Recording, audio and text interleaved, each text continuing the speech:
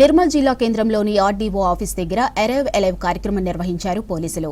Road భద్రతపై వాహనదారులకు అవగాహన కల్పించారు జిల్లా ఎస్పీ జానకి షర్మిల. డ్రైవింగ్ చేస్తూ పట్టుబడిన మైనర్లకు కౌన్సిలింగ్ ఇచ్చారు ఎస్పీ. వాహనదారులు నిబంధనలు పాటించాలని జానకి షర్మిల తెలిపారు. నిబంధనలు అతిక్రమిస్తే చర్యలు తప్పవని హెచ్చరించారు.